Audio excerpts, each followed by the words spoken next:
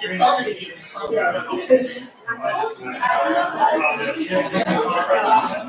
guess those are just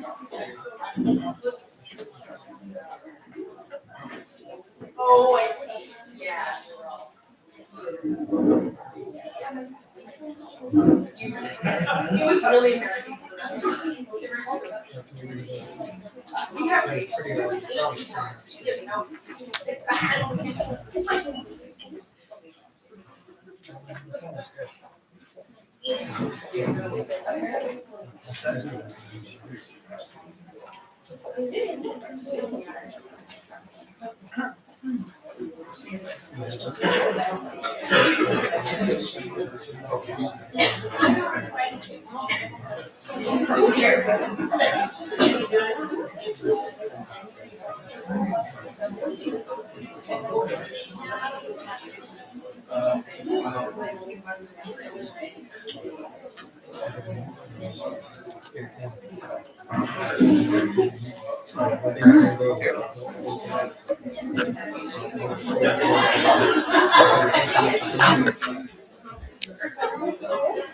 think I'm better off today.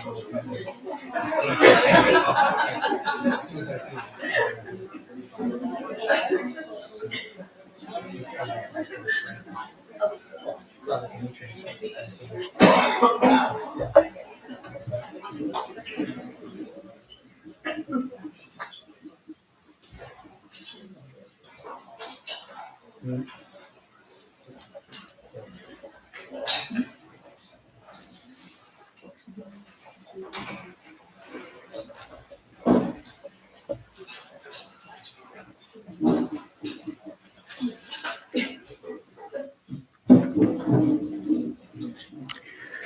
Hello, good evening, everyone, or I suppose afternoon, given how dark it is, it feels like evening. The Canadian International Council acknowledges that Ottawa is built on the unceded and unsurrendered Algonquin and Anishinaabe territory. The peoples of the Algonquin and Anishinaabe Nation have lived on this territory for millennia. Their culture and presence have nurtured and continue to nurture this land. The CIC honors the peoples and land of the Algonquin and Anishinaabe Nation, and the CIC honors all First Nation, Inuit, Métis, and all Indigenous peoples and their valuable past and present contributions to this land. Now, if you'll join me in welcoming Chief Deskaheh, Chief of the Haudenosaunee Confederacy, as he delivers the words before all else.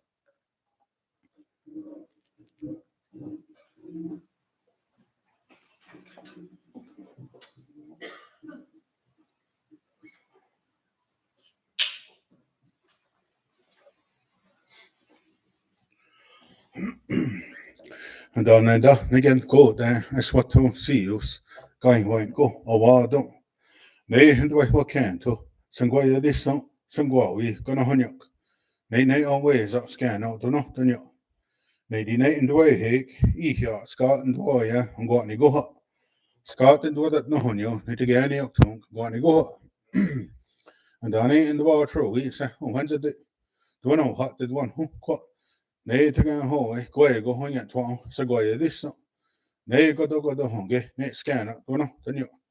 But one good no, what you need on top, what on the no, or the Haudenosaunee, Gadin, yo, Ganyadine, yo, Gehanden, yo, oh, no mom, then yo, nay, gan hecko, nay, go to set the wall when you, nay, the night in the way you know, that one hone you, nay, the gan you tongue, and go on, go. And I know, on it and the wall true, it's a guy and so that a tow you in the ox and go you this. So guy and that guy when I try to or once again. Hey got question go how do you want to guess? It is so did you know go. And the car go guess was getting get to go said the watcher they said when home go. So he car and neat dog is it is so honey dear to the home go. They didn't enjoy the boy know it dear to know you not again you tongue go on go. And down on a hand war true we said we'll go on as can you die. Oh, we have a touch words that nay does the high white. Say, now sound go hang or handle how much should the young. Nay, didn't and what do I know? The sort of no, you said we'll go on as can you die. To get any up tongue, go on and go. Danny on a hand or true, we gain and go down, get her yak. Nay, get it, you don't scan up, do not. I didn't and what do I know? Get in on you, gain your go down, get her yak. You know, again, you go on, go. Danny on and war true, we how get gone, you the Hana, great Sangway, this. Nate so to settle, Nate scan, I do not know. He didn't what you know, need the sort of no, you gone here the Hana, great Sangway, this. Again, you go on, go. And then I took my god Queenie, Ike, I get the Gononia, Danny too. So I just like to offer a little interpretation to. Each time we gather, we go through this speech and we give thanks. We give thanks for the people that have joined us today. They've gotten here safe and everybody's healthy. And then the crowd, we give thanks to that. We give thanks to everything that has been put on this earth for our benefit and for our use, and our responsibility to look after. So we give thanks for that, and we give thanks for the weeds because there's medicines in there.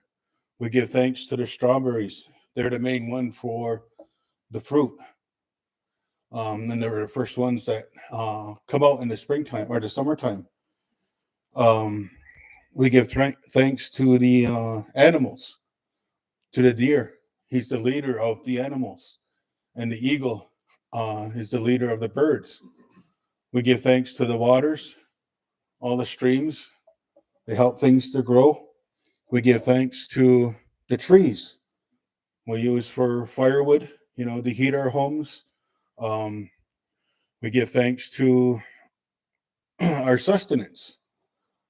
If we didn't have sustenance, we wouldn't survive. So we give thanks to that. And we give thanks to the winds because they come and they clear the air. So we give thanks to everything that he put here on earth. And then from there we move up into, above the earth. So we give thanks to the thunders and their responsibility, their job to bring water, to cleanse the earth, to make things grow.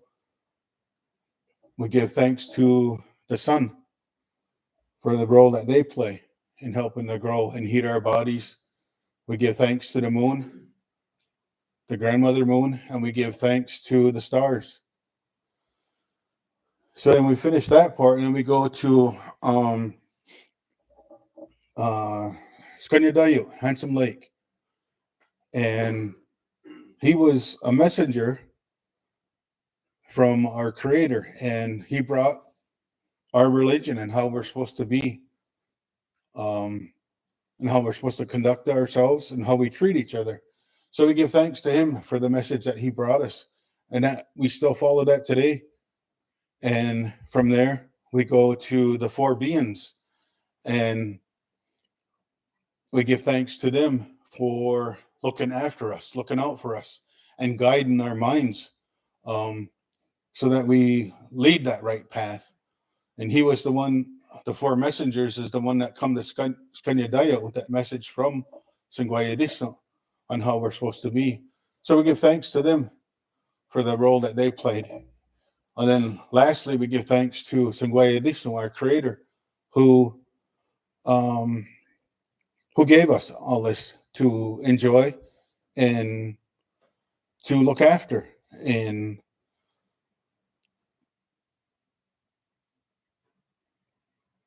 to respect and speak for, because, they don't have a voice. So somebody has to speak for that natural world, and it's all out there. It has a life, it has a spirit, and we have to look after that. So that's how we open everything. We close it the same way. We give thanks again at the end, and we close it, and that's it for now, I guess.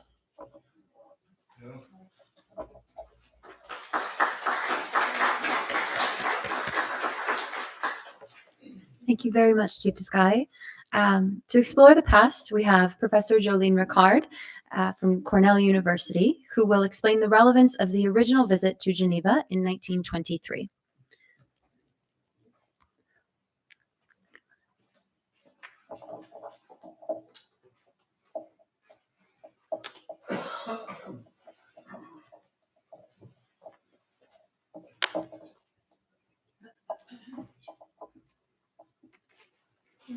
There we go. Okay. Okay.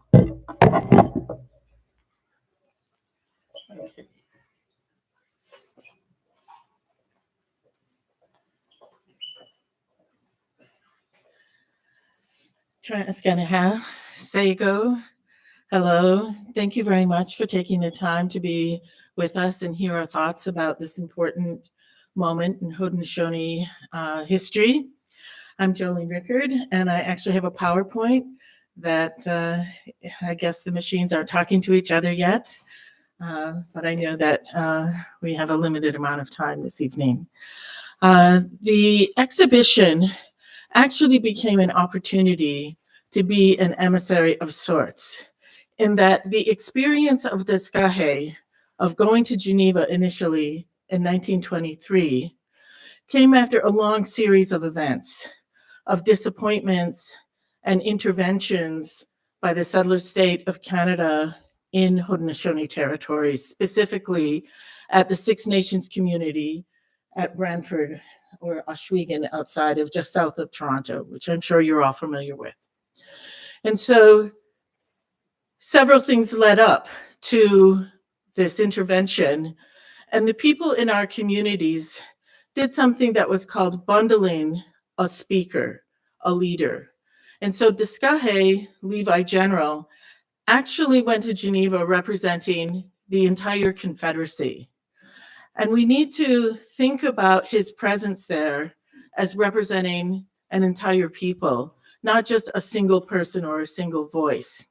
And so that moment in 1923 actually was about what I would call in the 20th century, that moment of rethinking Haudenosaunee sovereignty. Now, the word sovereignty could be understood from a strictly European monarchical perspective with hierarchy and a single leader. But the way in which Indigenous people have embraced the concept of sovereignty is actually very different. And so the concept of sovereignty is actually something that is about self-determination. It's about our interest in self-governance, but it's also about our interest in the way in which we understand our place in the world. And so I would argue that leaders in our community at that period of time felt they needed to be present or visible to the condition of nation states, and they asserted themselves in this way and sought recognition at the League of Nations, which is the precursor to the formation of the United Nations, which has two locations, one in Geneva, one in New York City in the United States today. And so the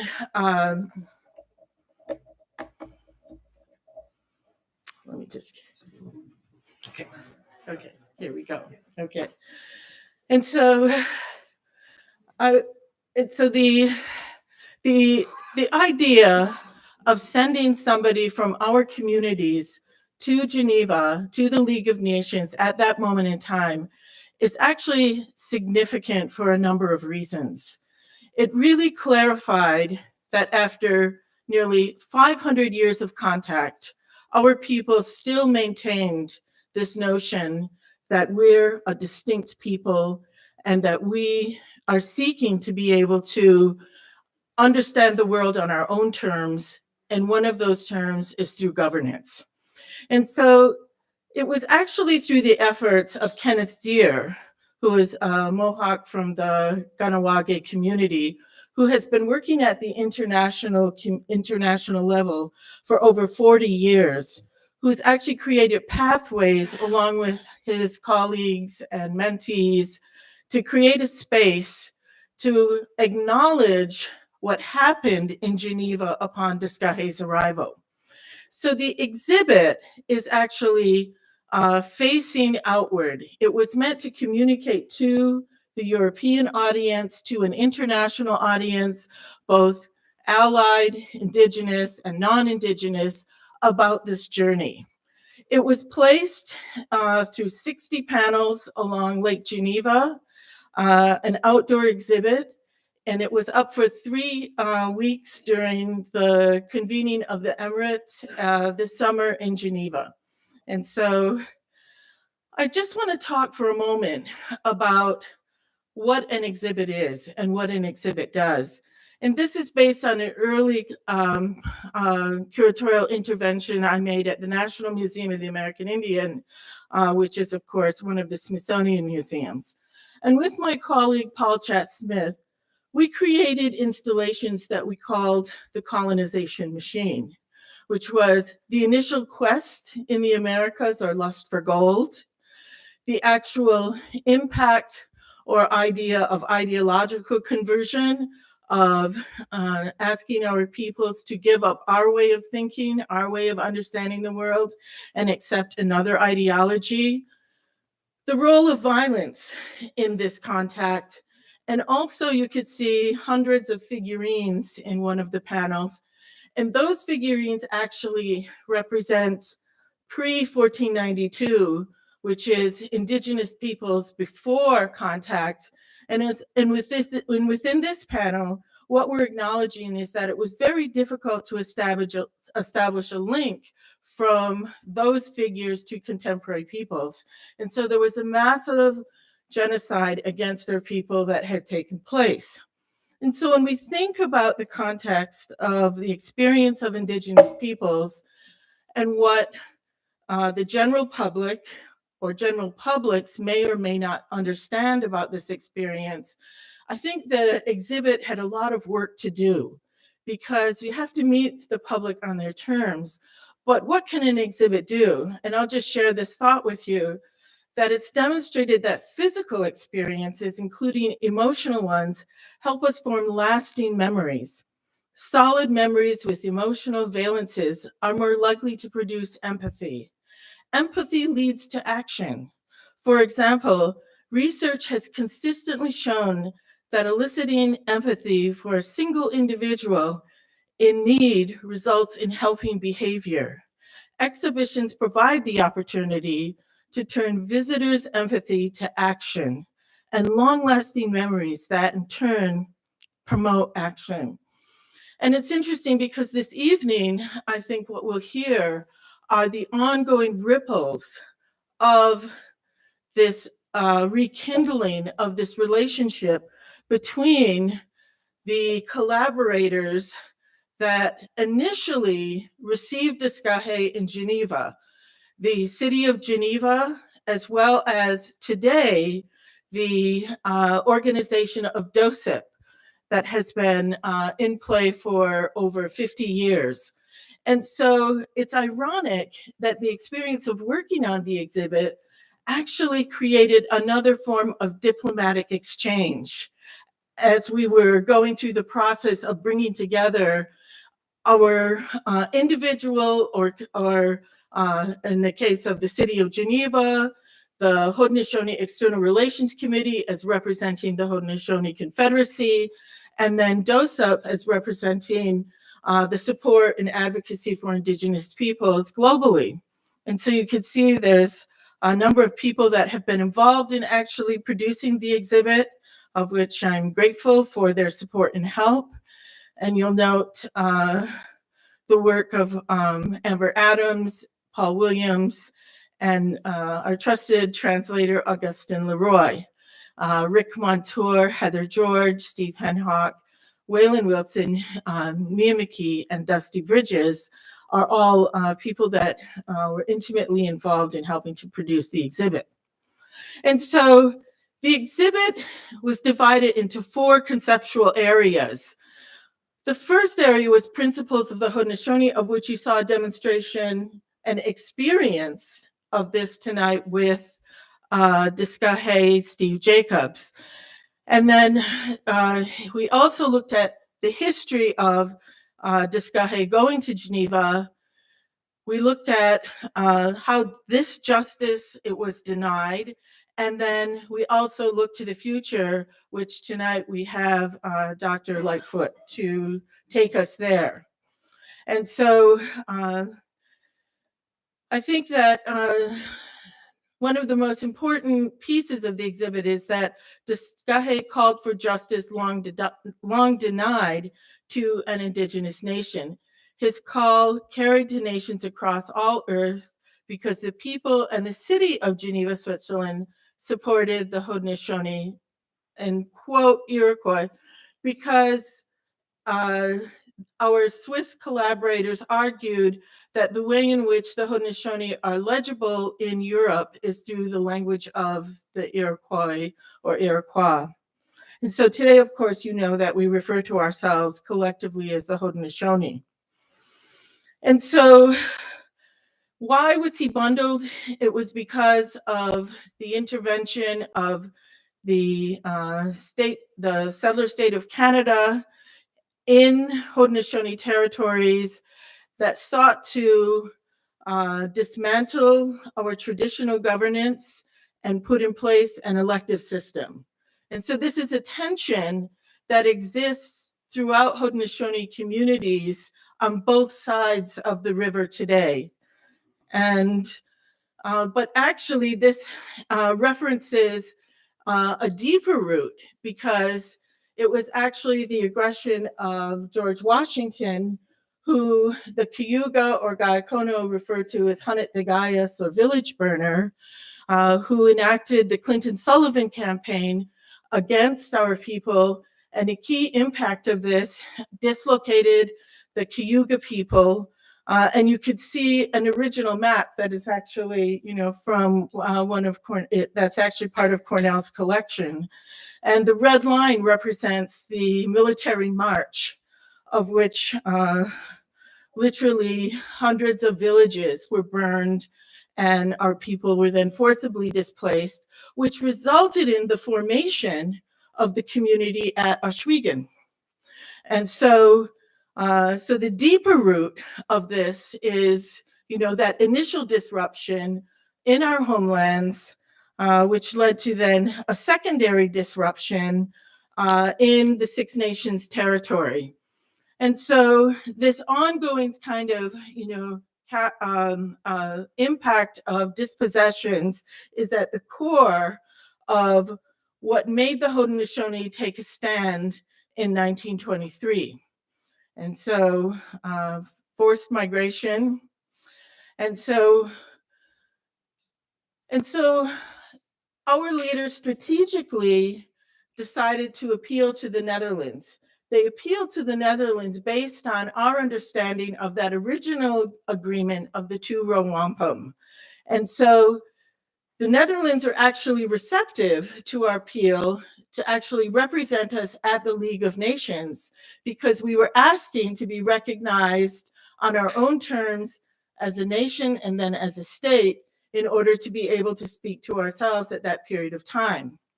And what we have to remember is that at that period of time, Canada had been recently admitted as a new country in the League of Nations.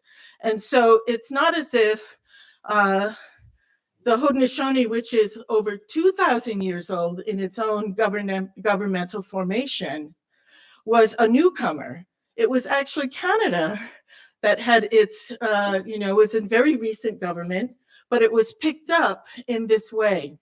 And so it's difficult at this point in time, I think, to adjust our thinking, to think about the possibility of the Haudenosaunee and all Indigenous peoples as representing ourselves and as continuing to maintain our own governance. But that's the vision, and that is the work that was occurring at this point in time by sending Deskaheh to Geneva. And so as Haudenosaunee peoples, of course, we embody these ideas in wampum belts, and we could see the use of these powerful objects to make that statement.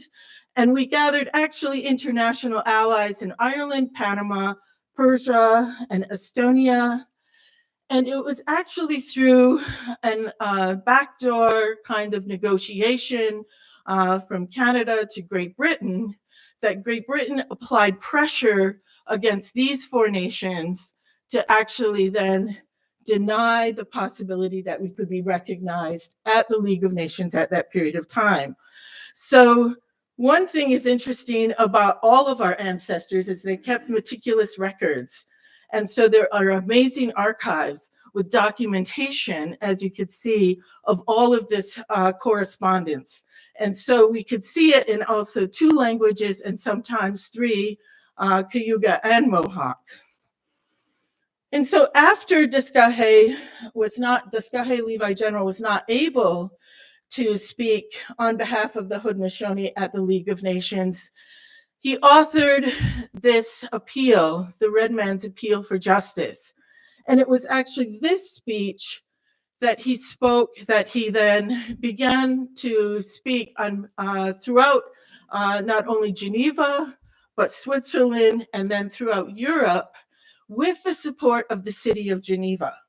And so although he was not allowed to be able to speak on the floor of the League of Nations, he actually turned his voice to the public in Europe. And he spent a number of months in Europe trying to get this message put forward. And he returned to the United States because he was identified today what we would think of as a terrorist by the Canadian state at that period of time. And so his family was harassed. And actually, Deskaheh returned in poor health, and he stayed at my grandfather's home at Tuscarora. And it was there that actually the Canadian Mounties were sent in all of their amazing splendor and in their horses. And I recall my father and grandfather telling me the story of the Mounties riding back and forth in a menacing way in front of my grandfather's farm as a way to kind of, make sure that Deskaheh was going to stay in place and he wasn't going to try to cause further disruption amongst the people. And so he delivered something on the radio in Rochester, and it was called Deskaheh's Last Speech. And we actually have the document that we think is Deskaheh's last speech, which is part of the exhibit and part of a website that's being built. And so this photograph is actually one of the most significant photographs of the exhibition and documents this event. It's Deskaheh with his collaborators from the city of Geneva, the mayor of Geneva. And so I'm going to move rather rapidly to be sure to provide opportunity for my colleagues to speak. And we provided a series of images that extended the diplomacy through for 100 years, that the Haudenosaunee have consistently been returning to Geneva to be in dialogue with the officials there, to keep that relationship alive. We touched upon things like the other sovereigntist actions that the Haudenosaunee made, which is, of course, the rejection of imposed citizenship, the use of our own passports. We looked at the organization, the Indian Defense League of America, that continues to this day, that advocates that we have the ability to move freely in our homelands, that the border crossed us, and that we have the right to cross the border between both the United States and Canada. We looked at the impact of the Haudenosaunee at the UN. We were at the groundbreaking. We looked at the advocacy that was going on in the 1950s, which is still about the Holloman Track. And today in our communities, there's the land back movement. And so we also thought it was very important to acknowledge the work of our colleagues, other Indigenous peoples that were also fighting along with us for these rights for these past 100 years.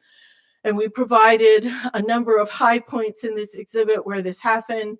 And we'd like to thank the folks at DOSIP for helping us to recall this history and for the use of their archive to do this. We noted our ongoing impact at the UN today, where we have the honored position of providing the words before all else at the opening every year. And then we tried to update our understanding of our own history, in that the dominant image that was used of Deskaheh prior to this exhibit was the image of Deskaheh in an eagle feather bonnet. Men of his generation used the eagle feather bonnet in order to be read as native, because that was a visible sign that people understood. And so today we've reclaimed our own traditional symbol, which of course is the gastoe, and that's the image that we put forward. And this really important image was reproduced in the delegation that accompanied the exhibit this summer. And I think this is, a launching point for actually another lecture about the meaning and importance of this image at this point in time. It's about the continuity of our work. And so the message that I take from these images is that the people in our communities maintain this understanding of our desire to be autonomous, to represent ourselves, to speak as nation, or whatever the 21st century version of this is, and that we will continue this work. And we hope that this photograph becomes a marker and that we can make change in the next 100 years. Another significant role of this exhibit was to begin to balance the representation of the role of women in our communities, because none of this happens through an individual. What's important to remember is all of this work is done because it's about a community of people working together, and that there's an important balance of power between a title holder and his clan mother. And so one of the most important images in this exhibit is actually I believe, the photograph of Deskaheh's Steve Jacobs with his clan mother, Carol Jacobs. One of the more difficult things in looking at our photographic and historic record was the absence of women in the historic record. And so this is work for us to be done. Another important dimension of this exhibit was to take that moment of resistance at Oka or Haudenosaunee and recognize that it was actually women that were protecting their land. It wasn't about male Mohawk militarism. And so I know that my colleagues today will speak to the importance of the diplomatic moment that was again sparked and created in this work. And I thank them for this. And this panel, which is part of the end of the exhibit, really looks at what is the status of Indigenous peoples today in the UN. And I think that I'm going to let Dr. Lightfoot take that on, but we have work to do. And so here's a really positive image, though, of the delegation that opened up another space of diplomacy for us in this relationship. And then I hope you understand why I see the exhibit as a kind of emissary in creating a space for us to continue this dialogue of collaboration. And one of the proudest moments for the Confederacy was that the Haudenosaunee Hiawatha belt flew for a moment along with the other nation state flags in Geneva this summer. So, yeah, thank you.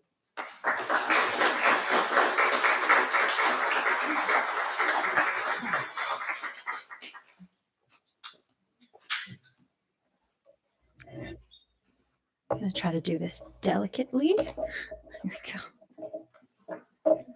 Thank you very much for that wonderful presentation.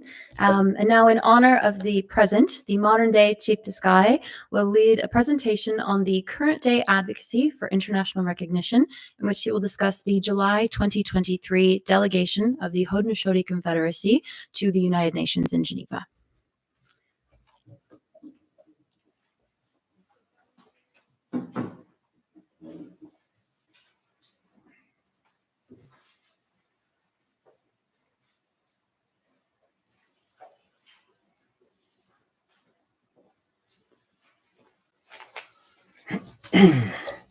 So no fancy PowerPoint here. I mean, it's good. My PowerPoint. You know, it's like Jolene says, though, you know, Deskaheh, he was a catalyst for this, you know. He was our voice. He was bundled with that responsibility of taking our voice to the League of Nations. And that was his job. And so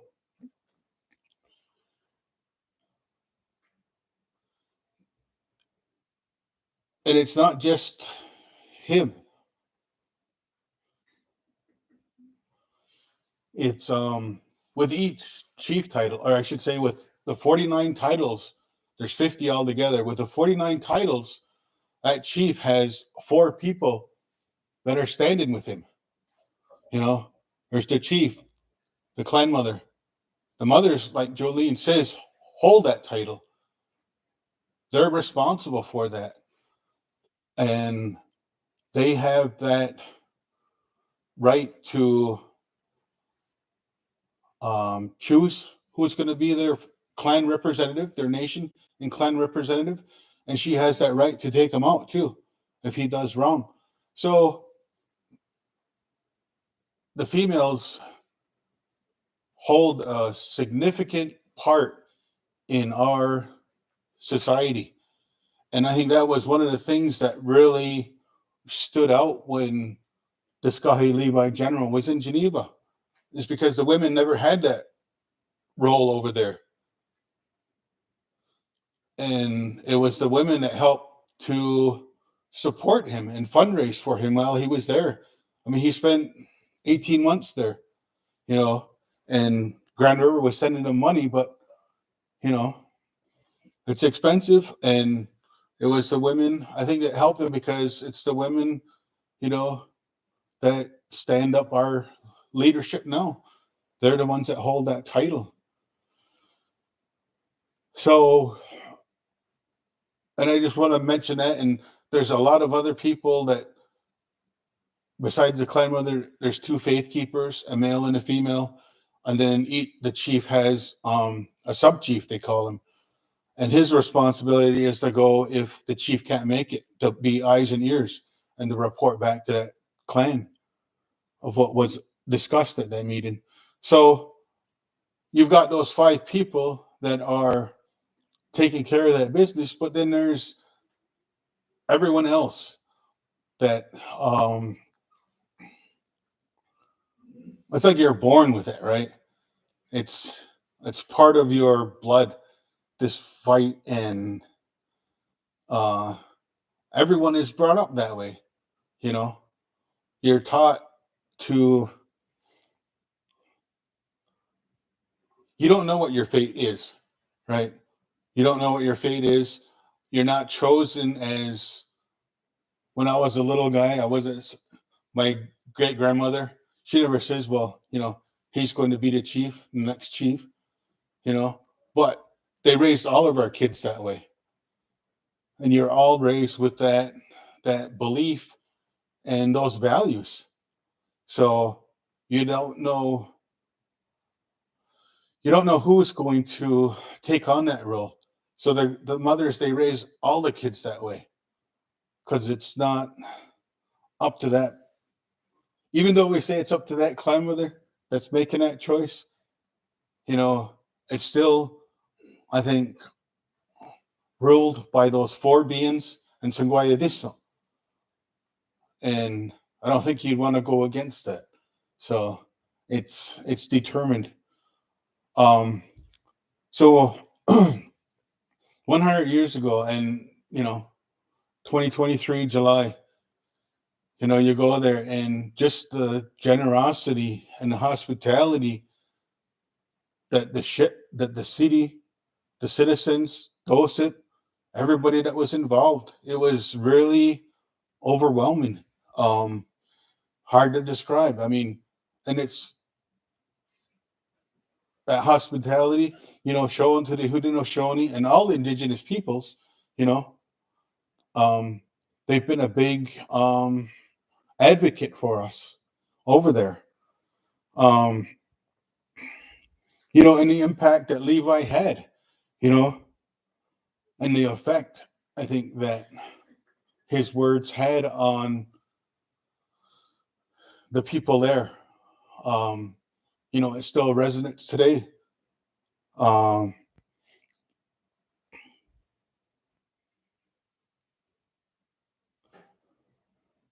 So the peace, the friendship, respect that this city has shown the Haudenosaunee and all original peoples, it's a model for others to follow. And that's why in 2023, we presented the city with a replica similar to this one of the Friendship Belt.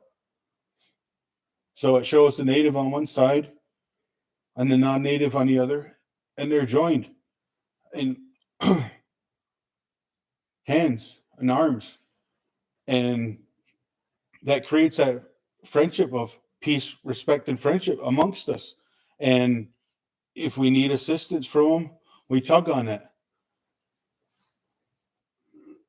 So we presented them a belt similar to this one. It's a glass bead. We could not, at the time, get enough wampum in order to give them the real belt. So we are hoping that that's going to occur in 2024, so that we continue to build off of that relationship with the city, because that's what it's about. It's about a relationship. It is a treaty, but it's a relationship to live by, and relationship and support of each other.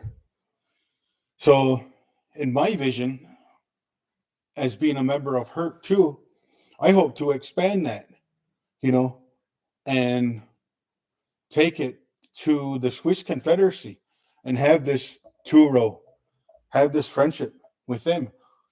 We currently have that with the British Crown. We have it with the Netherlands, but establishing that relationship with these other countries, because we are a nation. We are a nation of the world.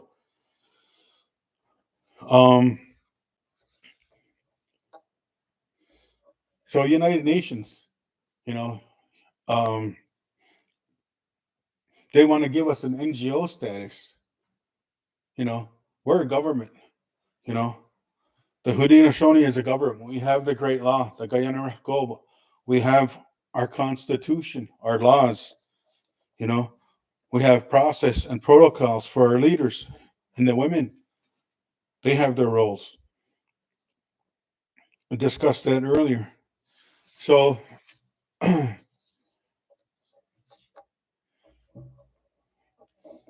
well, they were there in February. Leslie Norton made a statement on behalf of Canada. And I'll read part of it here. Prime Minister Justin Trudeau has said and repeated that no relationship is more important to Canada than the relationship with Indigenous peoples. We acknowledge the role that Canada played in the events that led to Chief Deskaheh never addressing the League of Nations, and we are now deeply committed to doing better and help take down the obstacles that still exist. This is an encouraging statement that Leslie had put out, but it's more than just a denial of Deskaheh not addressing the League of Nations. We got to remember why he went there in the first place. And part of the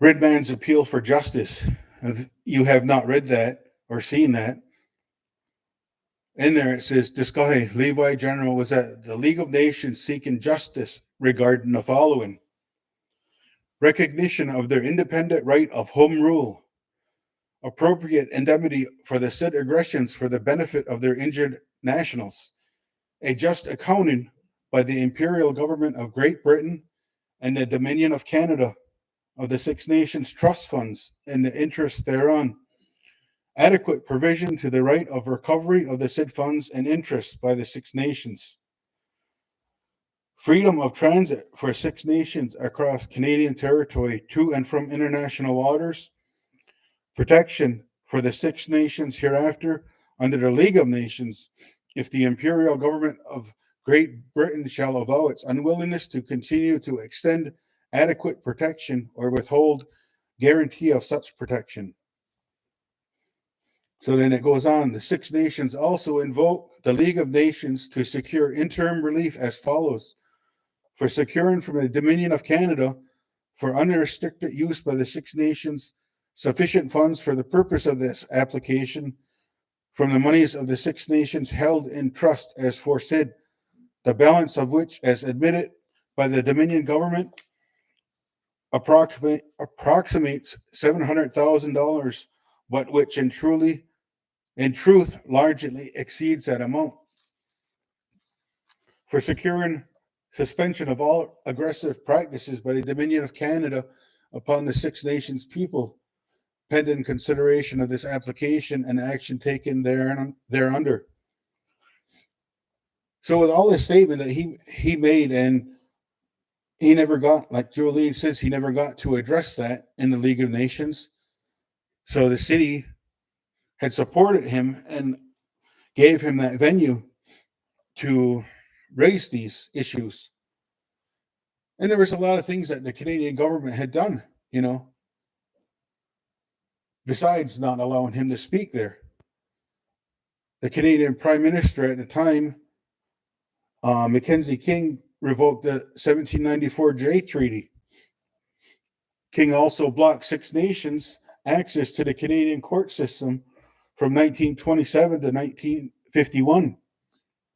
Sir Winston Churchill, under Prime Minister David Lloyd George, denied an audience with the King. He even went to London to try and get an audience with the King, I believe in 21.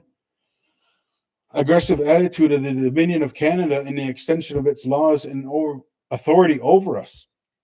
So they searched his home for liquor. You know, they were coming up with all kinds of excuses to, I guess, put a stop to him. You know, the man never drank, you know. Like I said, in our religion, that's what they go Haudenosaunee, which is a mind changer, you know. So it doesn't put your mind in that right state. So we abstained from that. They attempted to seize the wampums that the traditional government used at Six Nations.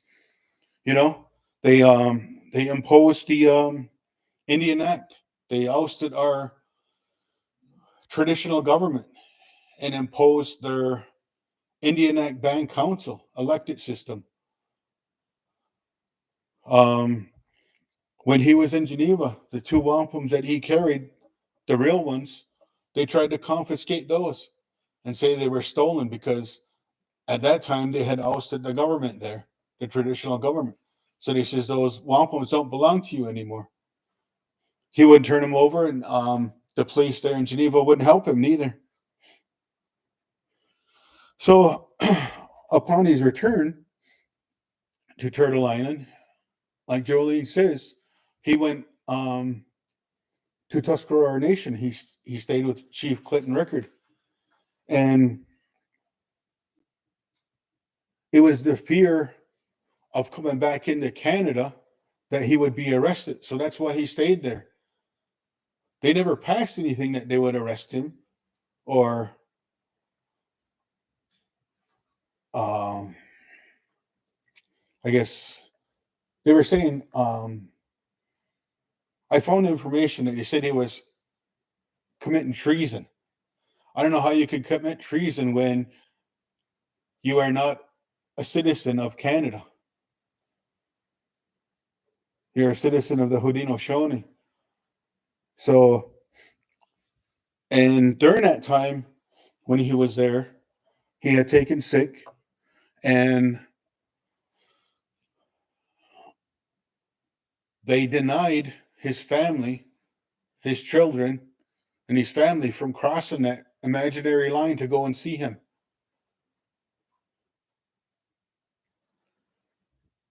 They denied he was sick. They denied his medicine men from going over there to help him, to cure him. So, to me, there's a lot more than just denying him the right to address the League of Nations. I think Canada has a lot more to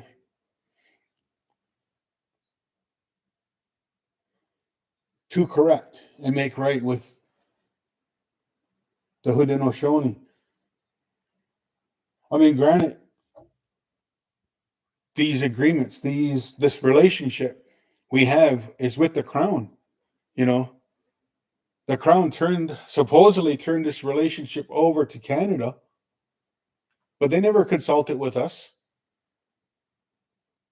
In that relationship, there's two people. So how come we weren't consulted when they says, well, Canada's to deal with you now? You know, where was our voice in that? You know, and all we want to do is live freely on our own lands. We want that under our own form of government. We have that to practice our own religion, our own laws. That's what we want as a confederacy of nations. You know, to me, we were the original. We came up with that idea, League of Nations. That was us. Another thing that was, I guess you want to, maybe I'll say stolen, you know, from the indigenous peoples, the original peoples. And this is just all things that the Haudenosaunee have been given by CIC-Ottawa, our creator. And we just want to live our life the way he intended it to be.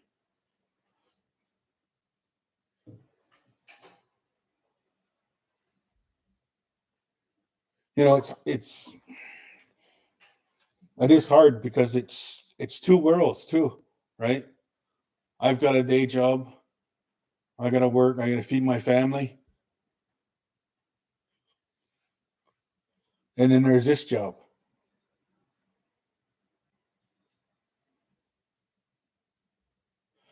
And it's more than just political too, you know. It's, like I said, the religion, where as chiefs, we're responsible for ensuring our ceremonies get put through, you know, along with our faith keepers, our clan mothers. So it's a lot of work. I think that's why we've got all the help we do.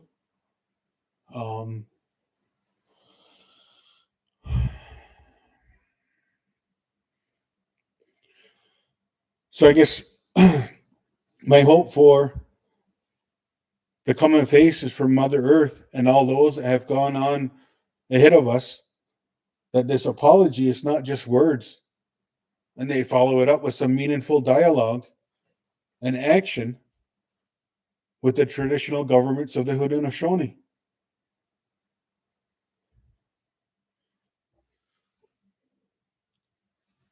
Thank you.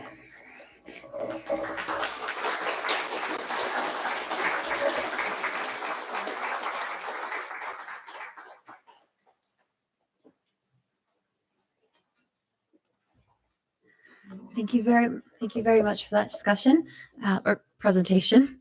And now, looking to the future, we have Dr. Sheryl Lightfoot, Chair of the United Nations Expert Mechanism on the Rights of Indigenous Peoples and Professor at the University of British Columbia, who will discuss how the implementation of Canada's new embrace of UNDRIP could offer an opportunity for Canada to approach the international presence of Indigenous groups in a more enlightened manner than we did in 1923, when Canada exiled the earlier Chief Deskaheh and cracked down on the Haudenosaunee Confederacy.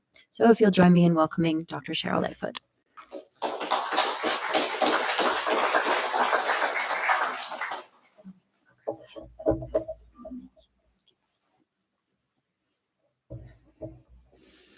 Thank you very much for the introduction. And I should say, I am not Haudenosaunee. I am Anishinaabe, so I come from lands to the west of Haudenosaunee territory. And it is my pleasure to be here tonight. And I've been asked to speak about the future and looking at the role of the United Nations and the role of Indigenous nations. And the relationship, and Jolene ended it very well, saying we have much work to do. And so what I want to do in my 15 minutes tonight is discuss where that journey has been, where we currently are, and what is still on the table as we move ahead. So I want to say this has been a profound journey of Indigenous peoples at the United Nations. And it's a journey that's been marked by often subtle and yet persistent efforts over and over and over again to instigate change. And virtually decades of advocacy for inclusion by Indigenous peoples have resulted in some crucial reshapings of UN institutions to align better with the needs, principles, and values of Indigenous peoples. So if we go back to the late 1970s and then the working group of the early 1980s and forward, we saw that there were some key rule and procedure changes in the United Nations, which eventually gave birth to such entities as the Permanent Forum on Indigenous Issues in New York and the Expert Mechanism on the Rights of Indigenous Peoples, or UNDRIP, in Geneva. And these accomplishments, while notable, underscore a fundamentally broader challenge, which is the limited participation options available to Indigenous peoples since they first set foot in the UN halls in 1977. And only 2 avenues, and Deskaheh mentioned this, have been open to Indigenous peoples in all of those years. Representation by UN member states like Canada, or self-representation, but as non-governmental organizations or NGOs. Now, while many Indigenous peoples do organize themselves as NGOs, a significant number also aspire, like Deskaheh and those before him, to approach the United Nations as governments, challenging, of course, the appropriateness of NGO status for representatives of Indigenous governing bodies. And the distinctive nature of Indigenous nations, often at odds with surrounding member states like Canada, renders delegation within the member states illogical. And this dilemma traces all the way back to the 1920s and Deskaheh's appeal to the League of Nations for speaking time, and highlights the persistent absence of an appropriate category for Indigenous governing institutions within the UN system. And this practical challenge involved has resulted in scenarios where Indigenous peoples are totally absent during discussions and decisions that will directly impact them. And this is a violation of all of the principles embedded in the UN Declaration, which Canada has now committed to. And efforts aimed to render Indigenous peoples' participation in the UN will ultimately be more meaningful, directly impactful, and in harmony with the spirit of the Declaration. The aspiration is immensely clear. The UN needs to make space for Indigenous peoples, including an independent status and representation for our nations. And as my very distinguished speakers counterparts tonight have elucidated, Indigenous peoples have historically led global change, but yet also serve as one of the most overlooked and underrepresented international actors. So what I want to talk to you about is remedying this situation. And the roots of this project towards enhanced participation lie 10 years ago in the June 2013 Alta Conference in Sami territory, the Arctic, on the Norwegian side, where Indigenous peoples gathered to prepare for the 2014 World Conference on Indigenous Peoples in New York. And the outcome document of the 2013 Alta Conference emphasized recognition based on original free existence, inherent sovereignty, and the right to self-determination. And the outcome document from that 2013 preparatory conference specifically stated, and I quote, "It recommends that the UN recognize Indigenous peoples and nations based on our original free existence, inherent sovereignty, and the right of self-determination in international law. We call for," it said, "at a minimum, permanent observer status within the UN system, enabling our direct participation through our own governments and parliaments." A year later, at the World Conference in New York, a very important, crucial shift occurred, with UN member states making a firm commitment to work on realizing this enhanced participation for Indigenous nations. And then following up on that commitment, the UN General Assembly, yet another year later in 2015, passed a resolution that required the President of the General Assembly to conduct consultations with Indigenous peoples organizations, with member states, and with the relevant UN mechanisms on the question of participation. And he was to present a compilation of views which would then form the basis of a new text to be presented to the General Assembly in 2017. So the President of the General Assembly appointed 4 expert advisors, the permanent representatives of Finland and Ghana, together with 2 very well known to us Indigenous legal experts, the former Special Rapporteur James Anaya from North America and Dr. Claire Charters from Aotearoa, New Zealand. And the initial consultations they conducted in 2016 and 2017 showed there to be a broad consensus that Indigenous peoples do have the right to participate in discussions and decisions on issues that impact them. And by April 2017, the 4 advisors had drafted a resolution, which we call the Zero Draft, which was presented again in consultation to member states and Indigenous peoples organizations at the UN Permanent Forum in 2017. But as many things do, challenges emerged, particularly regarding important issues like venue, modalities, attributes, selection criteria, and selection process. And divergent views between states and Indigenous organizations raised concerns about control, discrimination, and potentially undermining of existing rights as articulated in the Declaration. And shortly thereafter, a month later, in May 2017, formal negotiations began, but Indigenous peoples were no longer in the room. These negotiations resulted in a stalemate in New York, revealing conflicting perspectives on recognition, state objection procedures, and compromise attempts. Fear there lingered that requirements discussed by states would undermine hard-fought standards that are now articulated in the UN Declaration.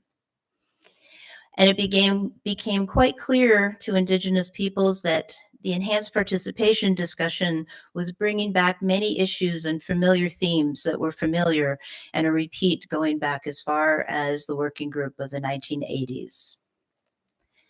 States, by and large, wanted control, either through an application process or through state recognition of Indigenous peoples.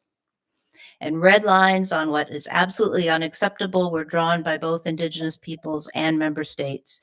And those red lines were in complete and total opposition. And the overwhelming concern at this juncture, 2017, was that any of the requirements being discussed by states would undermine completely the existing standards, including the UN Declaration that had been fought for 30, 40 years.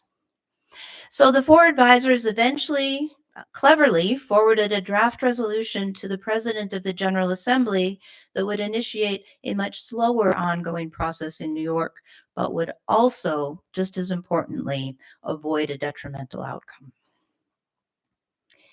In early 2020, representatives of Indigenous peoples met in Quito, Ecuador, to regroup and to discuss what had occurred in New York. And this meeting resulted in an outcome document that included a decision to establish a temporary committee of an Indigenous coordinating body to facilitate global cooperation amongst Indigenous peoples regarding this process. But as we all know, 2020 had a few other surprises in store for us. And so with the global pandemic, Indigenous peoples pressed a big pause on the process, recognizing the need to resume this at a face-to-face level. So informal interactive hearings in New York were officially postponed due to the pandemic and did not resume until 2023. The process continues, albeit very, very slowly. But the most recent Indigenous Peoples resolution in New York, just days ago, stated that consideration of this process should continue. Now in Geneva, we have a parallel process at the Human Rights Council, which at the moment looks to be a slightly more positive direction. So a 4-day expert workshop was held in Geneva last November, just a year ago, 2022, which explored these tough issues of modality, selection mechanism, and criteria for Indigenous peoples governing institutions.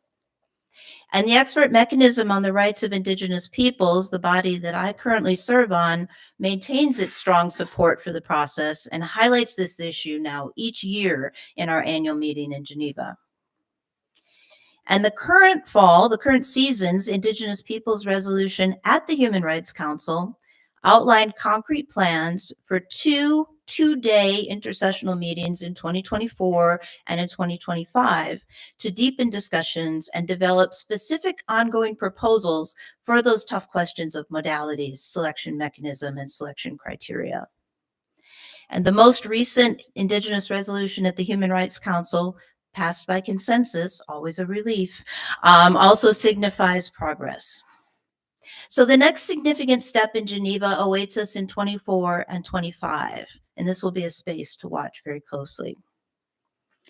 So I'd like to conclude my remarks just by saying that as we navigate this very intricate, complex, and sometimes very tedious journey, we do all together envision a day when a true representative of his people, like Deskaheh, can address the UN as his people's representative.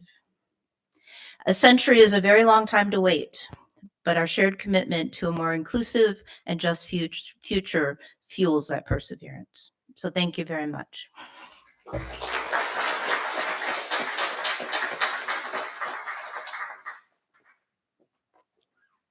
Thank you very much, Dr. Lightfoot.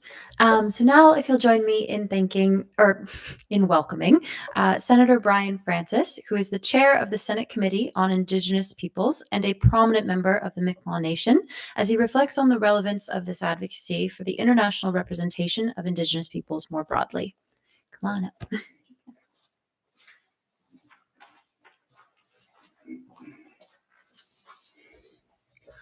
Well, good evening, everyone. As we would say, Mi'kmaq Kwe.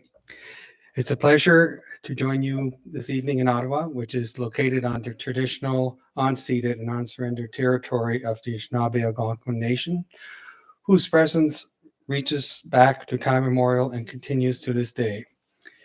I want to extend my gratitude to the Haudenosaunee Confederacy and its partners for organizing this event and inviting me to share some reflections about the efforts of Indigenous people to gain recognition for their rights. At the core of this discussion is the concept of sovereignty, and which is linked to self-determination of the rights of all people to freely exercise control over their lives and their futures. The dominant notion of sovereignty has been deeply influenced by developments that led to the creation of modern nation status, including the Peace of Westphalia, which was signed in 1648. These treaties marked a departure from the dominance of religious authorities and affirmed the independence and autonomy of nation states to exercise control over their defined borders. The concept has evolved, particularly in the context of international relations, to emphasize the exclusive authority of nation states to govern their territory and populations without interference. The dominant notion of sovereignty imposed by colonial and post-colonial governments deprived generations of Indigenous people of the agency to determine our own lives and futures. The result has been a persistent cycle of oppression, marginalization, and discrimination that has had long-standing consequences for our families and communities, including higher rates of poverty, unemployment, homelessness, and other negative economic, social, and health outcomes. It is a painful reality that although our ancestors have called these lands home since time immemorial, shortly after the arrival of the European settlers, our inherent rights and sovereignty were progressively eroded. This process can be traced back to the 15th century when the doctrine of discovery was invoked as the legal and moral justification for the dispossession of sovereign Indigenous nations, including First Nations. Such lands were deemed terra nullius, meaning belonging to no one. These constructs, which were grounded on the notions of superiority that view Indigenous people as fundamentally inferior and uncivilized, continue to inform legal and political decisions that infringe on our rights. Indigenous understandings of sovereignty differ significantly from dominant ones centered on the nation state. To us, sovereignty is not merely a political concept. It encompasses a broader and more interconnected view that often revolves around a long-standing relationship with our lands, cultures, and communities. It is also linked to the right to self-determination and our desire to govern ourselves in accordance with our customs, laws, and traditions. And it is concerned with safeguarding our unique identities and knowledge systems passed down through generations. The recognition of Indigenous as distinct political entities within the nation state is an ongoing process in Canada. In the current era of reconciliation, there is greater emphasis on considering the perspectives, needs, and aspirations of Indigenous peoples. Some communities, for example, have been empowered with the authority to manage internal affairs, such as in the fields of education or child welfare. In addition, progress has been made due to court decisions, constitutional reforms, and historic and modern treaties that have led to increased recognition of Indigenous rights and sovereignty, thus enabling them to shape their present and future. However, some have yet to be fully implemented or honored. This situation may lead some to question whether Indigenous sovereignty can coexist effectively within nation states. I am far from an expert on these topics and do not pretend to have the answers. But I do know that a shift towards a more just and equitable society that respects and upholds the rights of Indigenous peoples is currently needed in Canada. I also know that Indigenous people have remained resilient, determined, and unwavering in our pursuit of justice and equity. Over the last century, important strides have been made at the international level. One of the earliest examples can be traced to the early 1920s when Haudenosaunee Chief Deskaheh, who traveled to Geneva to speak to the League of Nations, the precursor to the United Nations, to present the case for sovereignty. While he was not allowed to speak then, his mission highlighted the challenges faced by Indigenous peoples in seeking international recognition within the framework of existing nation states. It also laid the groundwork for future Indigenous activists and leaders. Among them is Dr. Wilton Littlechild, a residential school survivor, distinguished lawyer, respected politician, and successful athlete. Since 1977, he attended over 100 meetings as a member of the first Indigenous delegation to the United Nations. He also spent decades working alongside other experts to not only draft the United Nations Declaration on the Rights of Indigenous Peoples, but campaign and lobby for his passage. At the time, some nations had concerns that Article 3, which affirms the rights of Indigenous peoples to self-determination, may lead to secession. Article 46 was added to reassure these nations that the declaration would not undermine the territorial integrity or political unity of their states. Although the declaration was then finally adopted in 2007 by the United Nations General Assembly, Canada, as well as Australia, New Zealand, and the United States ultimately voted against its adoption. Even when Canada reversed its position in 2010 and endorsed the declaration, it did so with qualifications emphasizing that it was only aspirational and not legally binding. It was only in 2016 that Canada went on to endorse the full declaration without qualification and committed to its full and effective implementation. Dr. Littlechild advocated for the implementation of the United Nations Declarations on the Rights of Indigenous Peoples in Canada, including during his time as Commissioner of the Truth and Reconciliation Commission. The final report released in 2015 called on all levels of government to fully adopt and implement the United Nations Declarations on the Rights of Indigenous Peoples as the framework for reconciliation. At the federal level, the call was answered when the United Nations Declaration on the Rights of Indigenous Peoples Act came into force in 2021, which, among other things, sets out a legislative framework to advocate for the minimum standards necessary for the survival and dignity and well-being of the Indigenous peoples in Canada, including by requiring that federal laws, policies, and practices are brought into alignment with these standards. This outcome could have been achieved as early as 2014 and 2016. There was also an opportunity in late 2019 with legislation that had completed all stages in the House of Commons and was in committee at the Senate. However, unfortunately, it died on the order paper when the 42nd Parliament was dissolved. In response to calls from Indigenous people and allies urging Canada to immediately implement the declaration, the federal government introduced Bill C-15 in late 2020. In a speech that I made at the third reading of the United Nations Declarations on the Rights of Indigenous Peoples Act, I said, "The progress made in this past decades is not due to the genuine willingness of the federal governments, both conservatives and liberal, to heal the broken relationship with First Nations, Métis, and Inuit. It is due to the long and hard-fought struggle, both domestically and internationally, to ensure recognition, protection, and fulfillment of our inherent rights." I also said, "It is not lost on me that the transformative change some of us envision following the adoption of the bill will not happen overnight. We know that it is going to take a long time and hard work, and we will not always get it right. However, this process cannot be delayed any longer." That was the end of my quote.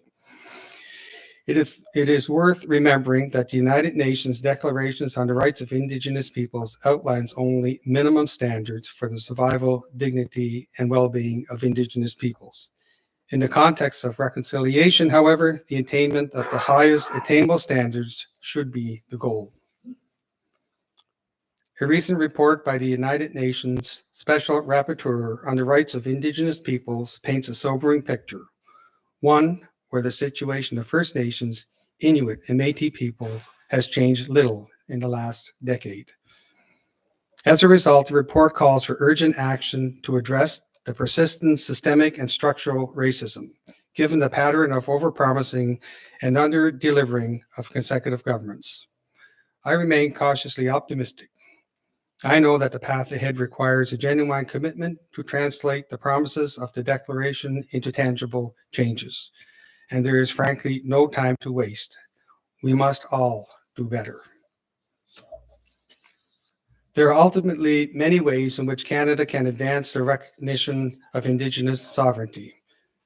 As a proud member of the Mi'kmaq Nation and former chief, I am compelled to highlight the importance of honoring historic treaties signed between the British Crown and subsequently by the Canadian government with First Nations. Our ancestors forged agreements known as peace and friendship treaties, not just on parchment, but in the spirit of mutual respect, cooperation, and coexistence. In exchange, we were promised the right to hunt, fish, and gather in our territory to obtain the necessities of life. In 1999, the Supreme Court of Canada affirmed in a Marshall decision that we, along with the Wolastoqey and Passamaquoddy, have a constitutional treaty right. However, the federal government has yet to recognize and implement it fully. As a result, attempts to exercise the treaty right have led to rising tensions and even violence in Atlantic Canada fisheries. The Mi'kmaq have always been stewards and caretakers of the land. In line with the principle of Nedudalimk, we have lived in harmony with nature, respect its rhythms, and nurturing its resources.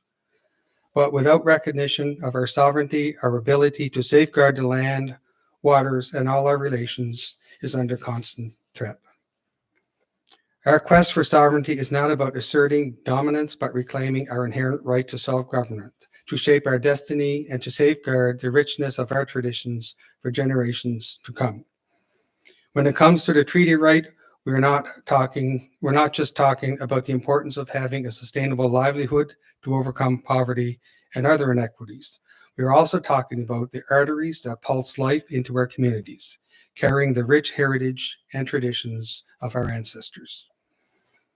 Yet the fisheries have become scenes of conflict when our people face seizures, arrests, hostility, and violence simply for exercising rights our ancestors fought to preserve.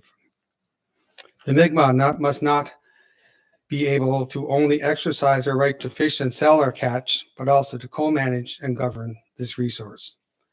However, after more than 2 decades, Canada does not share this vision. Instead, the Department of Fisheries and Oceans refuses to engage in a serious discussion about what a framework for shared decision-making would entail, and continues to unilaterally restrict the exercise of this treaty to commercial fisheries which occur within existing seasons and not based on rights, but rather privileges. The Mi'kmaq have taken to the international level to bring these issues to light. For example, in response to the various acts of intimidation and violence in the late 2020s, Seminegati First Nation submitted a complaint to the United Nations Committee on the Elimination of Racial Discrimination, alleging a lack of response from the authorities in Canada. In response, from August 2022, the Committee on the Elimination of Racial Discrimination made note of the report issued by the Senate Committee on Fisheries and Oceans, of which I am a member, in a report titled Peace on the Water, Advancing the Full Implementation of the Mi'kmaq, Wolastoqiyik, and Passamaquoddy Rights-Based Fisheries, issued in July 2022. The Committee on the Elimination of Racial Discrimination further called on Canada to outline the measures it adopted to respond, protect, and advance the rights of the Mi'kmaq in relation to the fisheries, in reference to not only concerns and recommendations of the Senate Committee on Fisheries and Oceans, but also its international obligations. While this is an important acknowledgement of the failure of Canada to live up to its international reputation as a champion of human rights, the reality is that little has changed on the ground for the Mi'kmaq, which speaks to the limits of the United Nations when states do not comply. It is incredibly troubling for the Mi'kmaq that Canada refuses to uphold not only the ruling of the highest court in the land, but live up to the promises of the United Nations declarations on the rights of Indigenous peoples and other instruments. This failure not only fuels distrust, anger, and fear, but keeps our people and communities in a state of socioeconomic disadvantage. Canada needs to embrace Indigenous sovereignty, not as an abstract notion, but as a tangible and recognized aspect of legal and political discourse. All governments and sectors of society must champion the right to self-determination, ensuring that Indigenous communities have the tools, resources, and authority to shape our destinies in line with our cultural values and aspirations. The coexistence of state sovereignty and Indigenous sovereignty is not a clash, but an opportunity for mutual respect, collaboration, and shared prosperity. It requires acknowledgement, not assimilation, understanding, not imposition. Walalan, which is thank you in Mi'kmaq for all your time and your attention this evening, and let's continue to walk together in this journey towards a more equitable and harmonious future. Thank you. Lalio.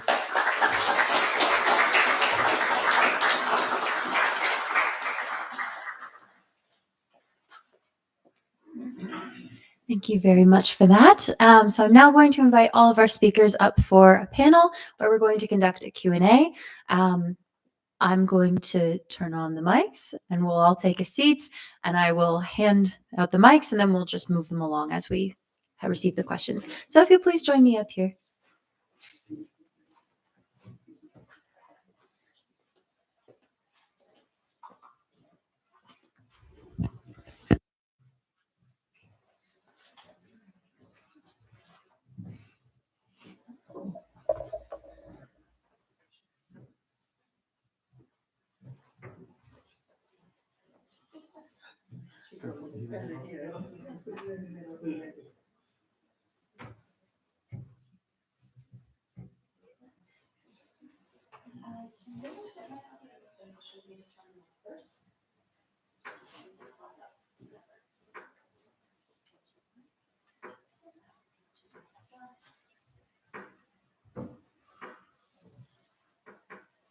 There we go.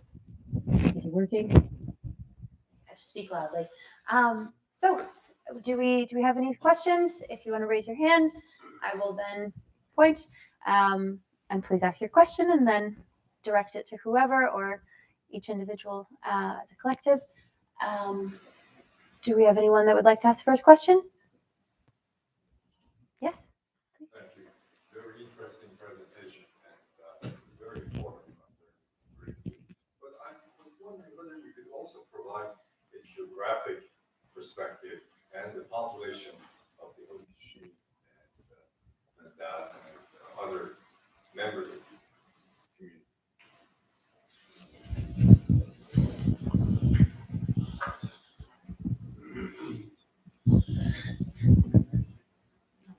I don't know if we have population numbers. We have communities, you know,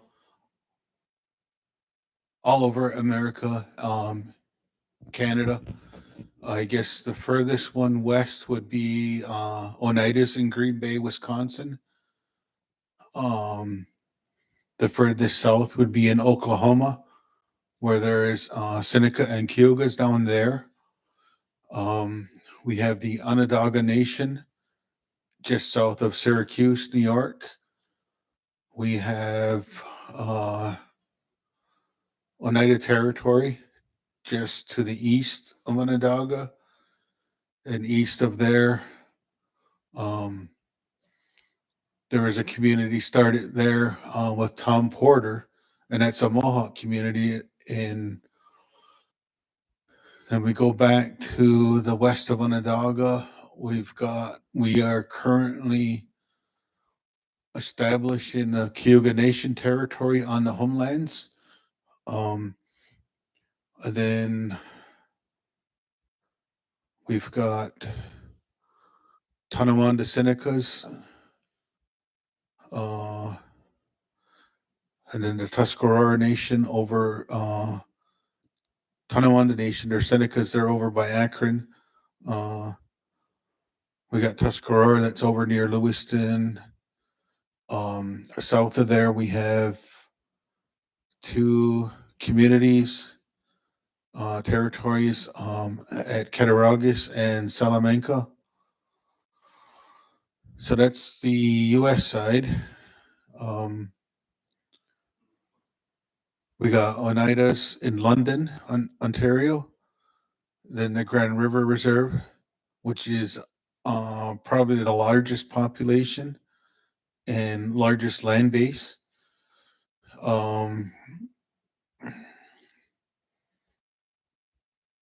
Going east, you'd have Tyendinaga, which is Mohawks. Grand River, by the way, has all 6 nations present there. Tyendinaga Mohawks. Then you have Akwesasne Mohawks. That's near Cornwall, Hogansburg, St. Regis, that whole area, and that's just a whole nother issue there. And then you go further east, you got Caughnawaga. That's just other side of the river of Montreal, and north of them you have Haudenosaunee.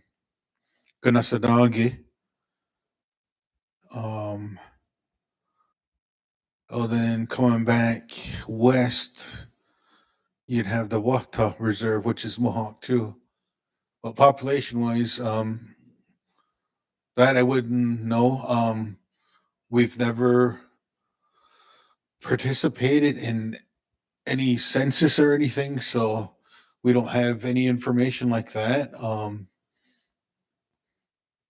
We've always been encouraged not to participate in that because it's a Canadian census and we don't consider ourselves Canadians. So, and to put a number on it, we really don't know,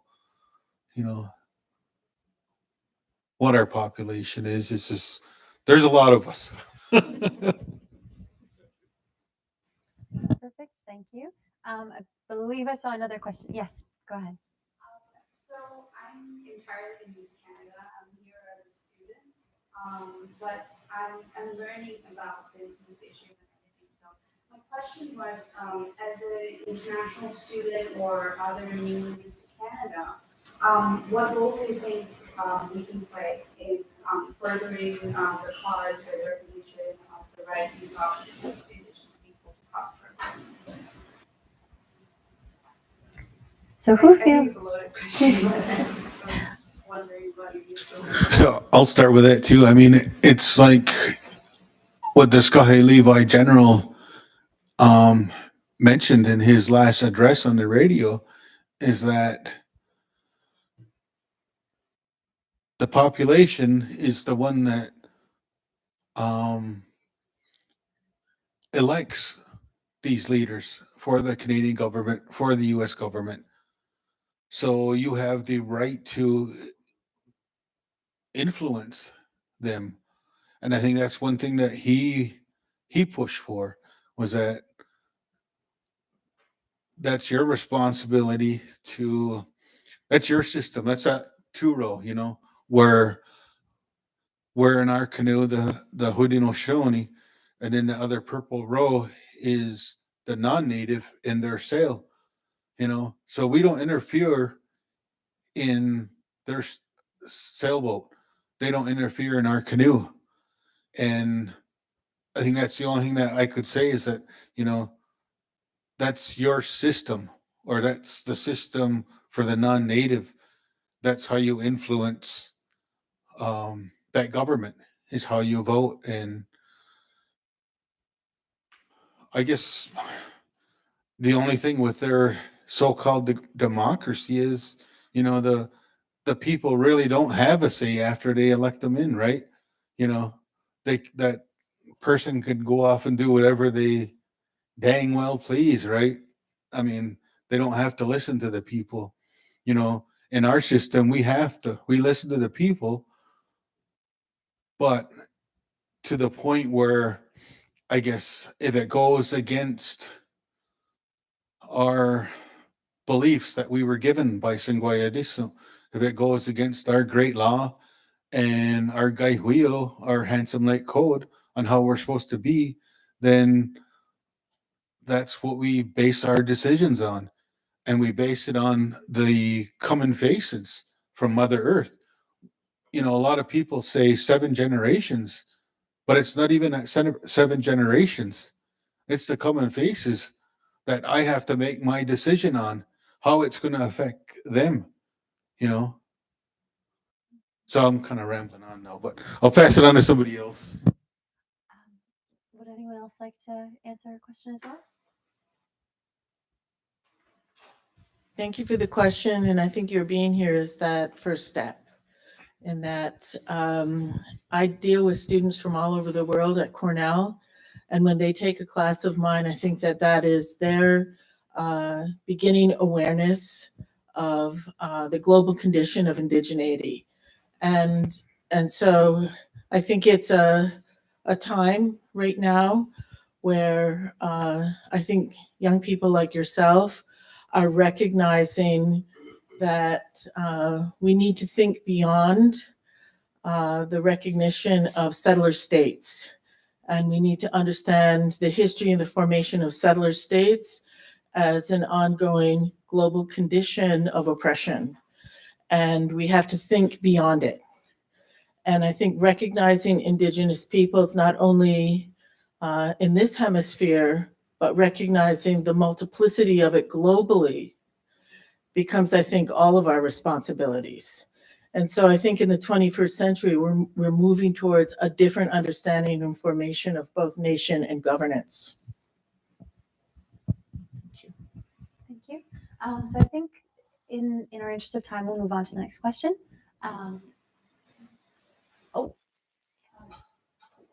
Thank you very much. I'm Jolene from the Human Rights Center at the University of Ottawa, and I'm very honored to enroll you today.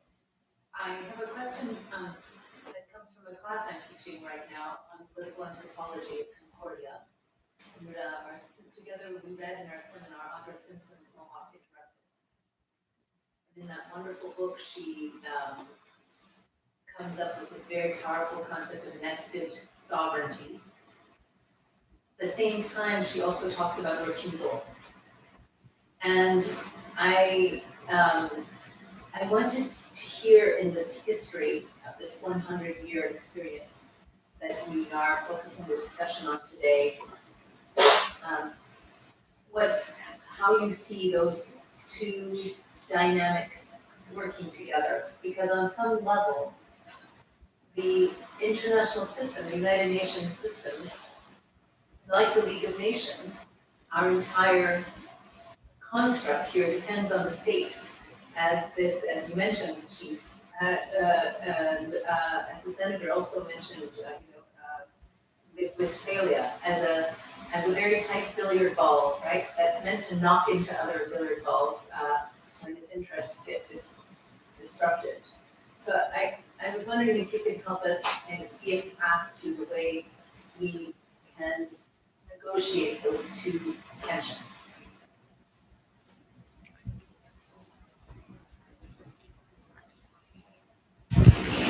I'm getting a cue that comes to me.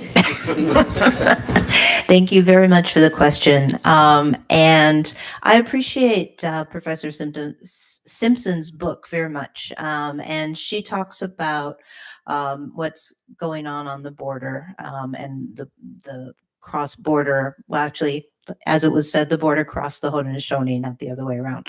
And so her description of refusal is a very poignant, very beautifully illustrated example of the refusal to accept state citizenship and state sovereignty by being Haudenosaunee and enacting that on a daily lived basis.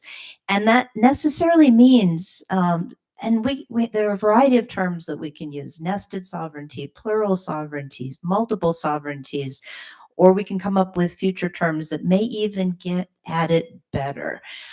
So this is something we're all learning and developing language in order to get at these concepts, that the world is not actually neatly divided up into territorial bounded nation states. The world is full of complexity and gray area and nuance, and Indigenous peoples are just part of that conversation, but in my view, are actually some of the leaders in that conversation, pushing for that complexity and acceptance of that complexity. And in my experience and academic work, I argue very strongly that the lessons that we make and the moves that we make, whether it's at the United Nations or on the ground at the border, are pushing back against all of those boundaries that aren't really that firm if we're honest about it. So the Haudenosaunee passport, which there was a beautiful picture in Jolene's presentation, is a case in point. That passport does not represent a bounded territorial nation state in the Westphalian conventional sense. And yet, these fine folks travel on it routinely. They get visas, they travel to Switzerland, they travel to Mexico on that passport. That challenges all of the primary assumptions about state centrism in ways that are kind of mind-blowing if you're stuck into that construction. So I think it encourages us to think broader, think deeper, think in more complex, nuanced ways. And my hope would be that if we can help that conversation as Indigenous peoples, that might have implications for other parts of the world that aren't quite so neat and clean. Thank you.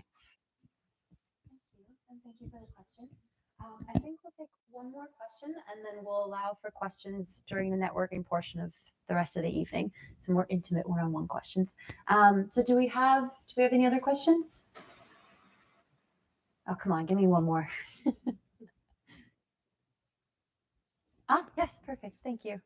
So you spoke to, I have really bad memories, I'm sorry, but I remember hearing about working down with other nations, international work with other nations and peoples. So I'm wondering, like, focusing on the future and the present, what would you say is your hope for this kind of cooperation, and what do you hope that you can maybe learn from each other?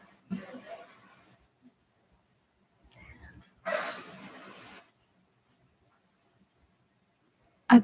believe, if I'm correct, is that in reference to Dr. Rickard's presentation where it was Ireland, Panama? No, that's perfect. I think.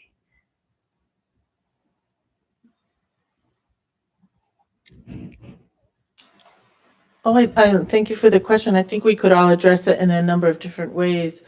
At present, within the arts, for instance, there's a strong alliance of comparative analysis between Indigenous communities in Aotearoa, New Zealand, Australia, the Sami Network, an emergence of an understanding of how indigeneity is defined in Africa. There's a really robust discussion going on in the Pacific Rim. There's alliances built with Indigenous Taiwanese as well as Indigenous peoples in the Americas. In my experience, perhaps the least evolved discussion is actually the discussion between Indigenous peoples in North America and Indigenous peoples in Central and South America. And so I think in each of our areas, there's different awarenesses of how we are navigating these state and continuously colonial relationships while establishing new networks between each other.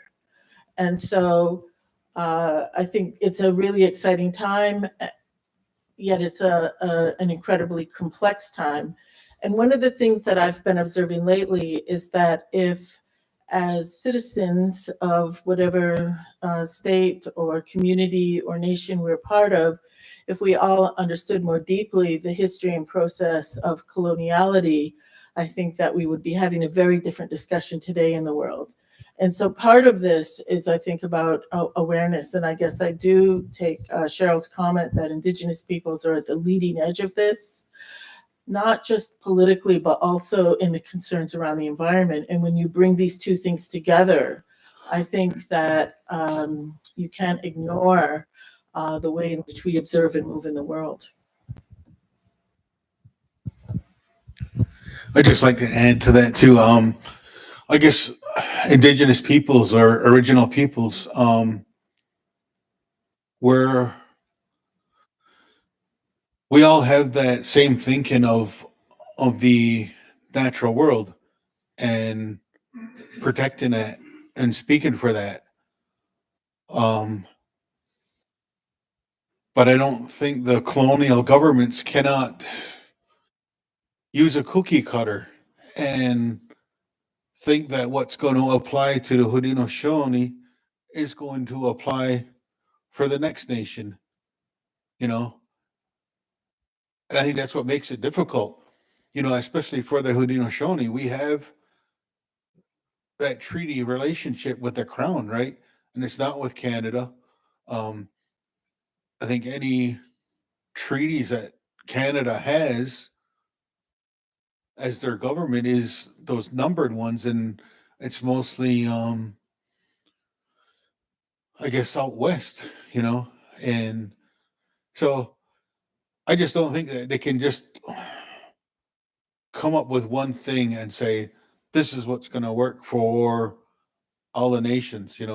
It's not a cookie cutter solution. We can't be lumped into a one boat, I guess. We're all original peoples, and like I said, we all have that knowledge of the natural world, and I think that's probably pretty much where it stops. I think so. I think that's all I'd like to add. Okay. Well, thank you, everyone. I'm going to invite the CIC president of the Ottawa branch to come up and thank everyone. But thank you all for your time and for your questions. That was lovely. The honored guests and guest speakers and honored audience. On behalf of the branch, I would like to thank you all. Thank you all for taking the time to come over and allow us to learn from you. The presentation was very informative. And as it was mentioned, the new generation of Canadians are interested to learn more about the history, and especially the history of Indigenous people. I know this because I have 2 children that are very involved in this process and would like to learn more. In addition, as a Canadian of Persian heritage, I'm also very honored to learn about history in our lives. These events are only possible with the support that we get from you as members of the CIC. And if you have not renewed your membership, please do take the time to renew your membership. We also have generous supporters, and I would like to begin by thanking Conrad Haudenosaunee Foundation and the Brown Foundation, and also our gracious hosts who gave us the opportunity to be here and having this conversation. So thank you all.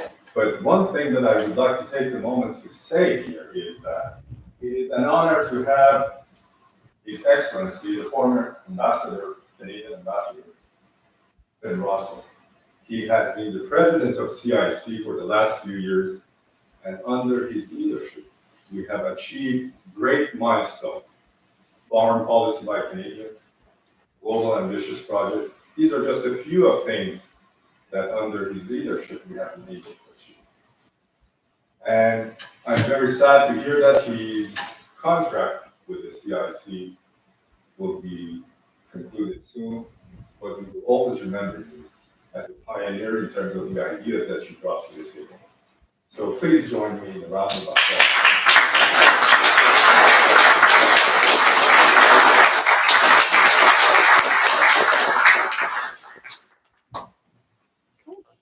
Thank you all.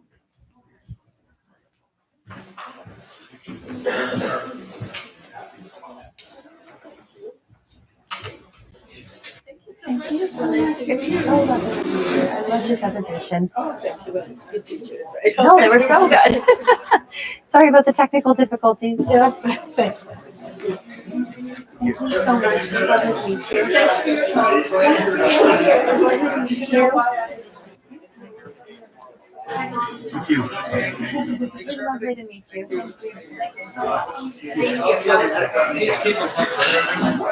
Sorry. Thank you. Oh, for sure. Yeah, okay. Quick question. I presently work at CIC, and my team is presently working on the CHRC and Jordan but there is room to expand under some of those what we're doing with the CHRT and Jordan. So I'm wondering if I could pick your brain later at any point about any trainings or conferences or anything to bring that bridge that gap.